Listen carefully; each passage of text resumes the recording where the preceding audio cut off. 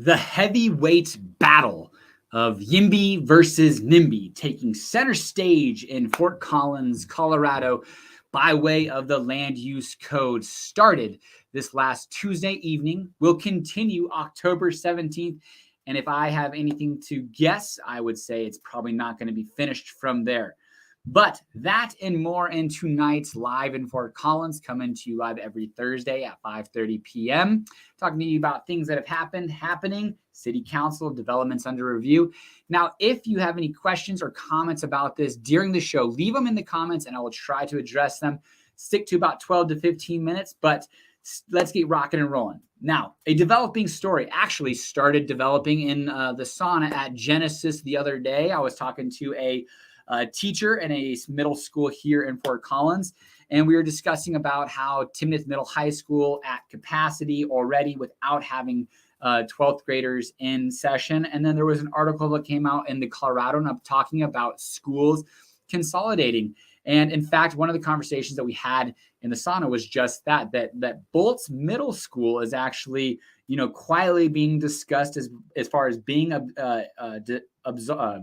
absorbed into another school. That is the middle school that I went to, but it was an interesting conversation because a lot of the development, growing community, younger families where they have elementary, middle school, and high schoolers are kind of on the outskirts of Fort Collins, aka going to Timnath, Windsor, the newer schools and the newer developments because, well, that's where they could afford. And these kind of more aging areas of town, Midtown, on the north side of town, on the west side of town are starting to see student enrollment decrease. And schools like Polaris is going to be moving into Blevins and Olander, and Centennial High School and Poudre Academy are going to be combining. And I don't suspect we're going to see the end of that. Now, there's a lot of kind of waterfall effects and domino effects, but we will absolutely be paying attention to that. While schools like Timnath Middle High School are at capacity and growing with only about 100 or so students at our school of choice. So Fort Collins, one of the strong points about Fort Collins is its education. Fossil Ridge, probably one of the top, if not the top tier high school in Fort Collins, is part of that southeast growing area. So we will watch and pay attention to as this kind of develops and unfolds.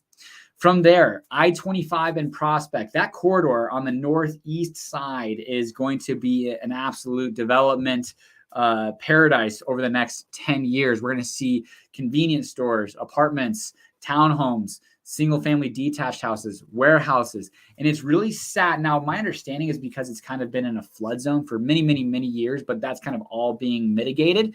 And so we will see development happen there more and more. 250 apartments planned there. So definitely a developing area in kind of one of the lesser developed corridors of Fort Collins, especially along that I-25 corridor.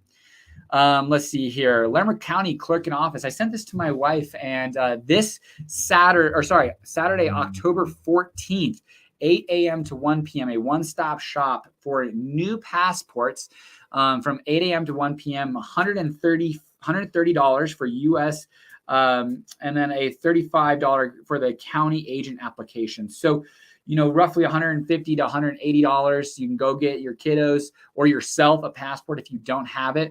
I can say that my brother-in-law, it is going to take time. You could get an expedited passport in 7 to 9 weeks, but otherwise it's going to take 10 to 12 weeks and probably even longer than that. I believe he applied for a passport at the beginning of the year and still has not received it. So there are some delays. So we were thinking like, hey, let's go ahead and get it for our kids, even though I think they're a 5-year period for kids that are under 18 years old or under 16. But regardless, if we need them, we'll have them. So this coming Saturday, October 14th, I believe you do need to register. So take a look at that. One of the things that is going on with Fort Collins is our sales tax revenue. It's the biggest revenue generator for the city of Fort Collins for its operations. We talked about our budget not too long ago, and we actually are seeing increased revenue, so that's a really good sign. But as we see these developing communities, Timnath, Windsor, Loveland, Loveland's not developing, it's developed, but growing, and Wellington, start to have convenience stores, grocery stores, restaurant, retail, those citizens of those cities and towns will have a less of a need to come to Fort Collins, decreasing our sales tax base. And that's one conversation that's going on right now, is that there is some private land being discussed in Windsor to be sold to a King Soopers on the east side of Windsor. Now, east side of Windsor, I suspect, is just going to go to the west side of Windsor to shop at that King Soopers or that grocery. But needless to say, it is a conversation. These communities want to start to retain those sales tax dollars to increase their revenue and put in more city conveniences and services. And as those tax dollars rise, we talked about the city council had a budget review. We're doing very well as far as city of Fort Collins, but your expenses will rise with it. You're going to want more enjoyable features about Fort Collins. My dad and I were talking about just how wonderful Fort Collins is, and like the medians, the flower pots, the alleys, all of those things take money. And it's something that really distinguishes Fort Collins about how gorgeous and beautiful it is. And the community see Fort Collins as kind of a beacon and want to do the same thing. And one way they can do that is by retaining those sales tax use dollars. So that's going on in Windsor right now. Things to do this weekend. There's a drone show at CSU, I believe on Saturday or Friday night. Regardless, you can look at it, Google it. And we're going to go, it looks pretty cool. It looks like it's going to be, starts at 9:00. So definitely might be able to bring the kids. We're not going to, we're going to have them. That's going to be our date night for the weekend, but CSU has a drone show. Additionally, Halloween in Fort Collins, definitely something exciting. Tiny tots, but here are some other things that you can do. The Giant Pumpkin Way Off at Fort Collins Nursery, October 14th, 10 a.m. to 3 p.m. Let's see, there's a middle school and high school dance at the library at Council Tree, 7 to 9 p.m. October 28th. You do need to register online. So that starts October 14th. Harry Potter and a sorting hat class, $75 per person at Ginger and Baker. I was just talking to some clients that are in from Florida, driving around today. They are, they really like to see Ginger and Baker and the cash. And I kind of told them the background of who did that, how it's there, and how lucky Fort Collins is to have people who are just investing incredible amounts of dollars that sometimes don't necessarily make sense from my view, at least, but because they want to. It's a labor of love. And Ginger Baker is kind of just that. And it's an amazing bakery, amazing place for breakfast, lunch, dinner at the cash. And they're going to have a kind of a baking class, Harry Potter themed. You can dress as Harry Potter. I'm a Harry Potter fanatic. I just asked my wife, when is too early to start reading to our kiddos the Harry Potter? I Googled it. I ChatGPT'd it. 8 years old. We'll see. But that being said, 10 a.m. to 1 p.m., October 21st and 28th at Ginger and Baker. Let's see here. Pumpkins on Parade at the Gardens on Spring Creek, October 19th through the 2022, or October 19th through October 22nd. $10 for adults, $5 for children. Pumpkins, gourds, artistic displays. And that is coming up and exciting to go do things like that in and around Fort Collins.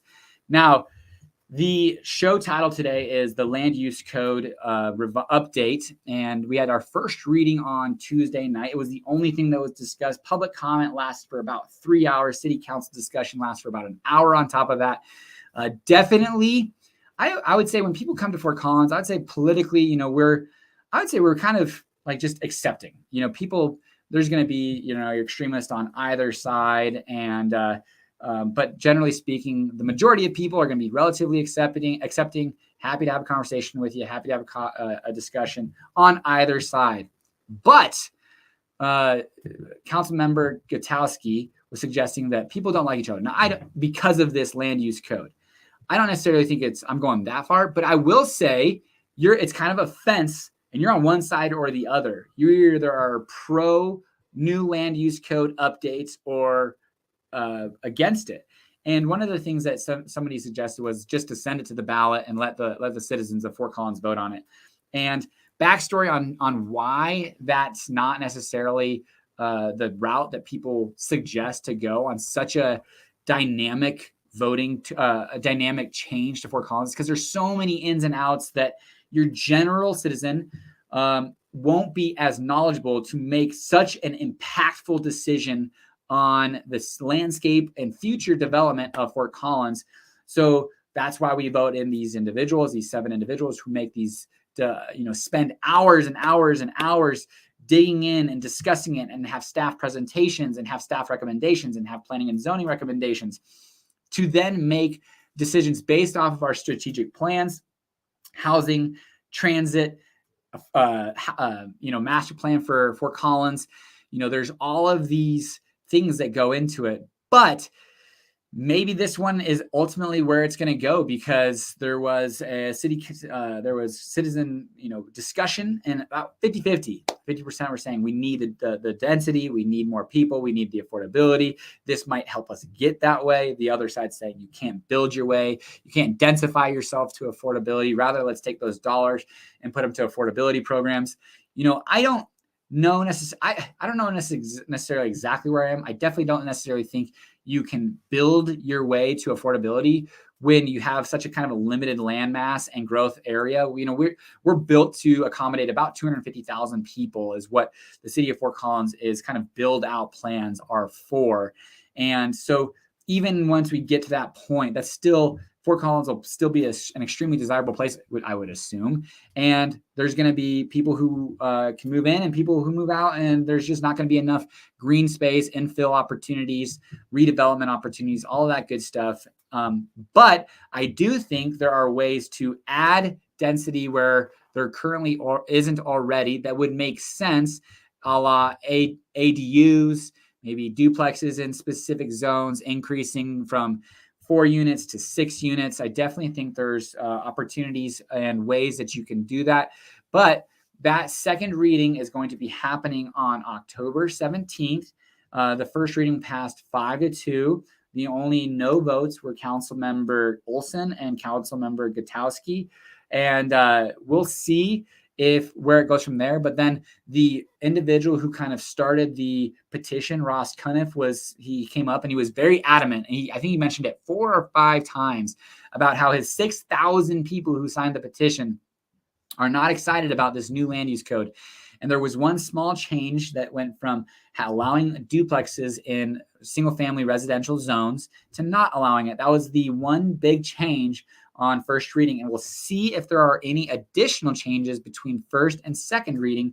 But overall, it will still be a pretty dramatic change to the Fort Collins real estate and land value based off of what you can do with that property that you own on the development side of things, on the investment side, and the building side of things. So all of that's going to be very important that we will stay very much in tune with. Now, speaking about developments, some developments under review. Again, Prospect Ridge, that's going to be that Prospect corridor, 45 dwelling units, 15,000 square feet of commercial retail space on that I-25 and Prospect corridor. Additionally, Pooter Pet and Feed Supply expansion, a carriage house on 426 East Oak Street. So again, carriage house, ADU, basically synonymous.